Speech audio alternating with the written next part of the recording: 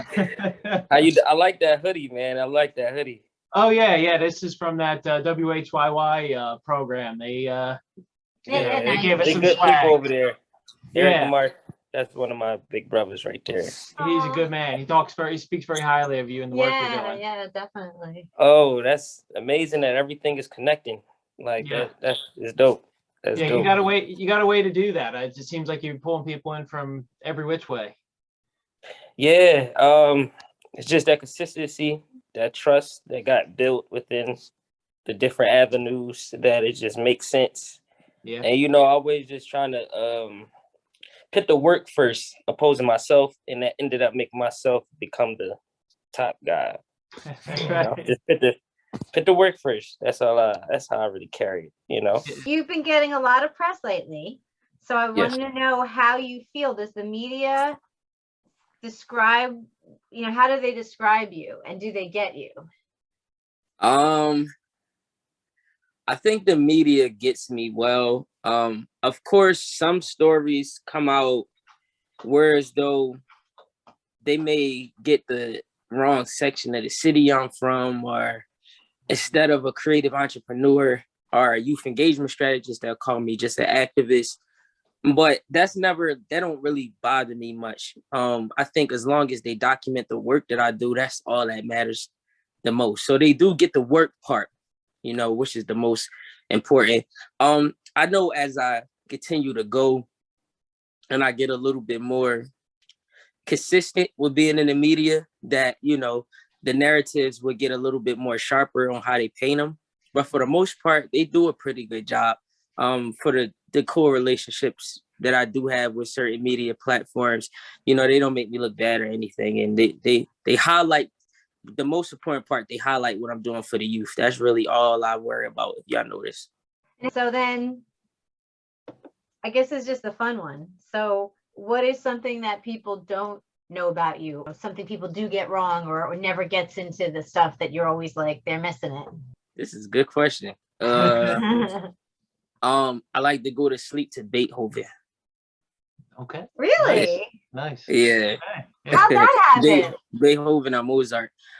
Because I heard that it improved cognitive thinking, and I'm always just trying to tap into different types of crafts to like blend it in with what I can do musically, sonically.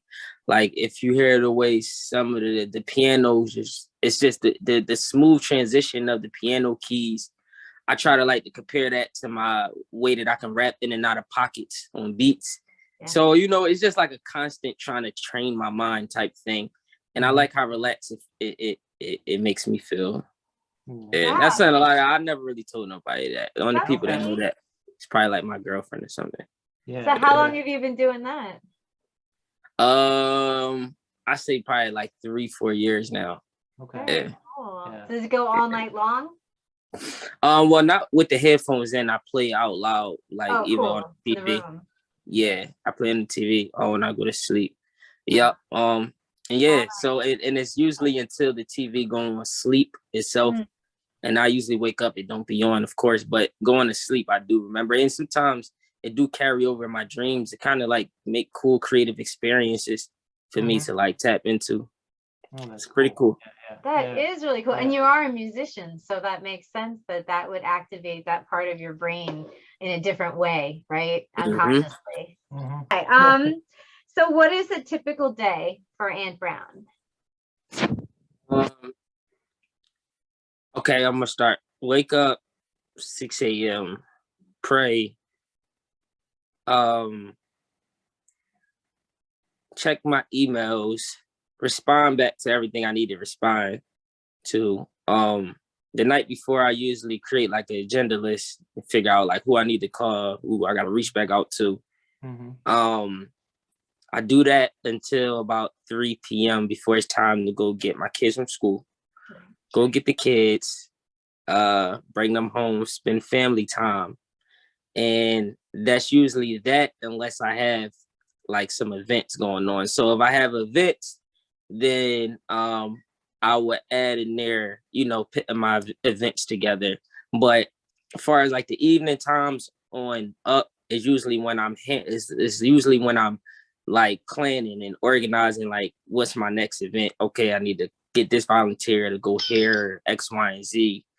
So that's usually like a day to day with me. It's just prayer, logistics, work, get the kids, family time, work some more. Yeah. And your daddy, how many kids do you have? I have 2. I got a 6-year-old and I got a 3-year-old. Wow, your hands are full. Yeah, wow. Oof. That's really That's cool. a lot. That's a lot. Yeah. That's and, why are they boy, girl, boy? I got girl? What's the... 1 boy, 1 girl. Okay. You know, got both. Yeah. I might be cooling down. It's definitely a lot. And you connect well with children too. Yeah, so it's like second nature. So how much prep and work is there every time you get an engagement to come out to a school? Well, now I like to say it's pretty much on autopilot, because now it's just I know usually who I want to get. Now everybody's hit me up to get a part of it. So finding guests is really the easy part now. So it's just about having to first knowing what I'm doing at the school. If I have a full out assembly or if it's something just in the classroom, knowing what type of students I have, if there's like a behavior problem type students, or is these students usually pretty chill and relaxed and calm. And then how I go about it, when I get that information, that's how I get to determine how I'm going to put the event together, who I need to reach out to, and then it goes to getting in touch with my most important factors, which is usually my DJ, my cameraman, my media people that's going to document it, and making sure my guests there, and then pressing the issue on time, needing people, if it start at 12, I'm telling them to start at 11. Oh wow. And stuff like that, and yeah, that's.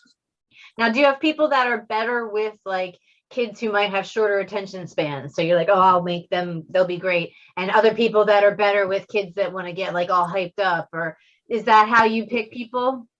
That's exactly how I pick them, because I notice depending on age is a difference as well. Yeah. So I noticed like who might be more impactful for the 5th graders than a 10th grader. And usually that the big difference between the two is the attention span. One want to pay attention, one just want to be completely entertained. So. Yeah. But you are a performer. So do you consider yourself an educator when you go, or are you a performer when you go? Where are you tapping into? I try to blend them. So it's like I might pull up a projector screen showing some content and explaining it in the sense of an educator. Then right after that, music might come on and I might be telling you to get out your seat. So I try to like blend both of them to just to create like a unique experience, so I can be locked in a box and I can always have like my own unique way of standing out. So, my will can't be reinvented, just because it just like anything, when you got a good idea, a lot of people will try to copy and paste, but if they can't figure you out, they can only just imitate. And I want to plant those seeds where people can be inspired to build off of it, because once you put it out, your work in the universe is not yours no more. Like, it's not really, it's for the people to digest. It's for somebody else to see and say, I see he did that. I want to take a little bit of that, sprinkle my little pizzazz on it, and then change it into this. And that's how we grow as human beings. We share ideas, we share thoughts, and we expand like that. So, people do it, but it's not in a I'm stepping on your toes type of way. It's always I see what you're doing and I'm inspired.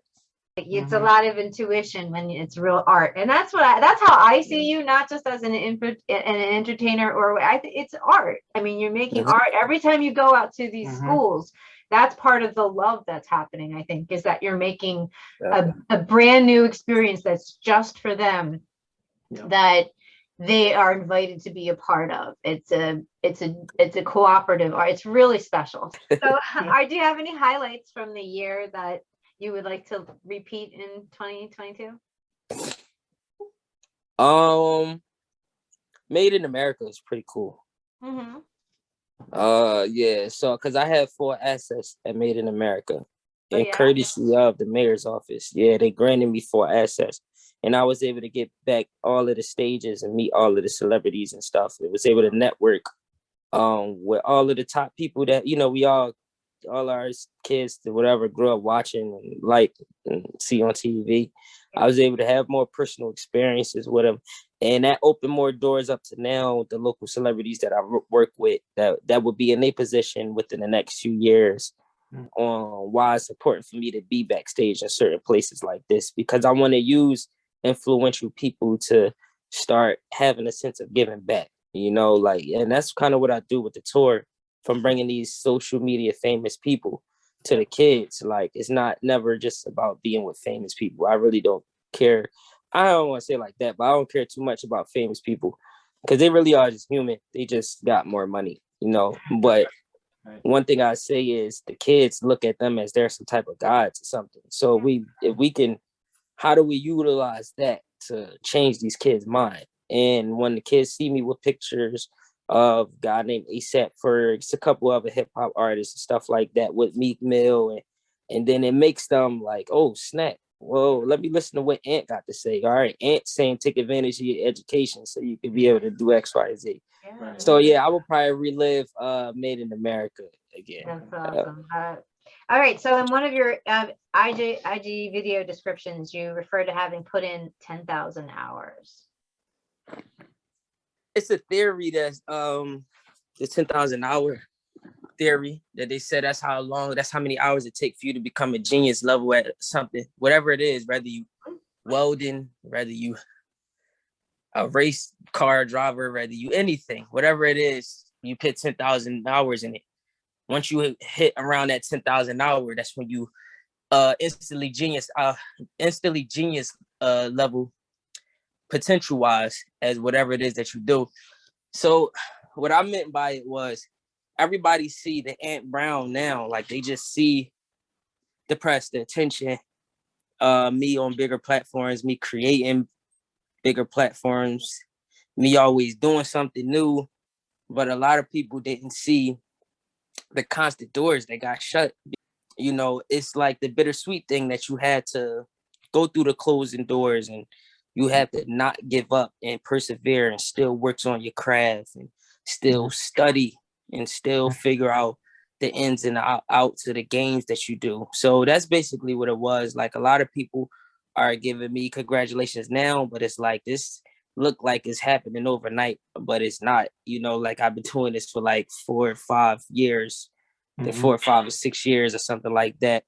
And now I'm starting to get my just due. So, you know, y'all gotta see the 10,000 hours. Y'all gotta see the drive that it took, the headaches that you had to really just fight through. And that's what I meant by that. And that's something that I teach a little bit more about, the 10,000 hour theory to students. Like, you know, like focus is powerful. Like when you focus, like it's like magical. Like something just, the universe does something where it just attracts whatever you think about when you focus. And that, I guess, like leads us up to like what message do you have for readers to carry with them through the new year?